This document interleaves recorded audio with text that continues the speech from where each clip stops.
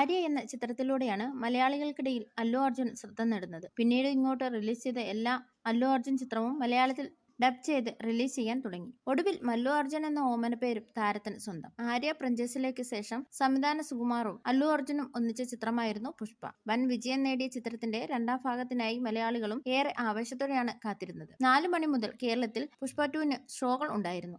ആദ്യ ഷോ കഴിഞ്ഞതു മുതൽ സംസ്ഥാനത്ത് സാമഗ്രിക പ്രതികരണമാണ് ചിത്രത്തിന് ലഭിച്ചത്. ഇത് കളക്ഷനെയും ബാധിച്ചുവെന്നാണ് റിപ്പോർട്ടുകളിൽ നിന്ന് വ്യക്തമാക്കുന്നത്. റിലീസ് ചെയ്ത 5 ദിവസത്തിൽ 11.2 കോടിയാണ് പുഷ്പ 2 കേരളത്തിൽ നിന്നും നേടിയതെന്ന് ടൈംസ് ഓഫ് ഇന്ത്യ റിപ്പോർട്ട് ചെയ്യുന്നു. 5ാം ദിനമായ ഇന്നലെ 60 ലക്ഷം രൂപ മാത്രമാണ് ചിത്രത്തിന് നേടാനായതെന്നും റിപ്പോർട്ടിലുണ്ട്. ഔദ്യോഗിക കണക്കുകൾ പുറത്തുവന്നിട്ടില്ല. അതേസമയം ആദ്യ ദിനം 6.35 കോടിയാണ് അല്ലു അർജുൻ ചിത്രം കേരളത്തിൽ നിന്നും നേടിയത്. ഇതോടെ ഫസ്റ്റ് ഡേ സംസ്ഥാനത്ത് നിന്നും ഏറ്റവും കൂടുതൽ കളക്ഷൻ നേടുന്ന തെലുങ്ക് ചിത്രമായി പുഷ്പ 2 മാറി. കഴിഞ്ഞ 7 വർഷമായി ബാഹുബലി 2 അടക്കി വെച്ചിരുന്ന റെക്കോർഡാണ് ചിത്രം മാറ്റി എഴുതിയത്. ഇതര ഭാഷാ ചിത്രങ്ങളിൽ വിജയ് ചിത്രം ലിയോയാണ് കേരളത്തിൽ ആദ്യദിന കളക്ഷനിൽ മുന്നിലുള്ളത്. 12 കോടിയാണ് ലിയോ നേടിയത്.